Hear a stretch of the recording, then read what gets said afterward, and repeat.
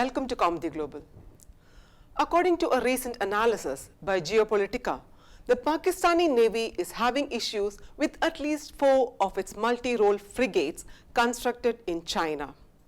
Earlier, there were rumors that Pakistan was having issues with its naval warships as well as JF-17 fighter jets, which Islamabad had purchased from China.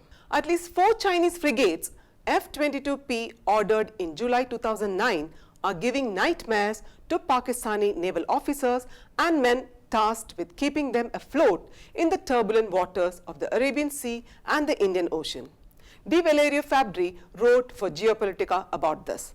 According to the technology transfer agreement between the Chinese corporation and Karachi's shipyard and engineering works, 3 of 4 frigates were purchased from China Shipbuilding Trading Company and 1 was built there. Pakistan had signed a $750 million deal with China in 2005 for the design and construction of the F-22P of Zulfikar class 2050T multi-mission conventionally powered frigates delivered between September 2009 and April 2013. These frigates were intended to increase the air defenses of the vessels operating at sea, banning enemy surface combatants, commercial attacks, patrolling, protecting the exclusive economic zone, and carrying out heliborne operations. According to Fabri, such mission targets involve these frigates which operate in multi-threat environments and are with long-range surface-to-surface and surface-to-air missiles. But to the great dismay of the Pakistani Navy, the built-in imaging unit of the FM-90N missile system was allegedly found to be defective due to the faulty indication. The system was unable to lock onto the target, which in a way rendered the missiles ineffective, thereby defeating one of the critical mission targets. These ships were equipped with a defective infrared sensor IR-17 system and SR-60 radars, 2 of the essential sensors on board used for air and surface search. These search and trace radars exhibited errors during high power transmissions which significantly impaired their operational utility. The IR-17 sensors on the ships were defective and had to be discarded according to the report. Another common problem in the Chinese-built frigates was their main engine. According to Fabri, 4 diesel engines drive the frigates. A critical fault with them has been low speed due to high exhaust temperatures, especially in engines 3 and 4 of all the frigates. A high degree of degradation was observed in the engine crankcase and casing, which undermined the coolant chemistry in the ships. Degradation of lubricating oil and deterioration of vibration isolators were some other faults in the engines, Fabri wrote.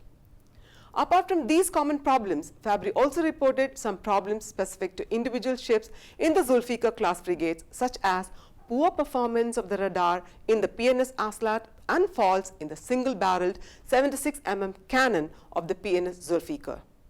This is not the first time Pakistan has faced these problems with the Chinese-made defense equipment. In February, the Pakistani army reportedly faced quality and reliability issues with the VT-4 main tanks and 203 mm towed heavy artillery cannons imported from China. The test of delivery and field shooting attempts ran into several problems. Apart from Pakistan, other customers have faced similar problems with weapons acquired from China.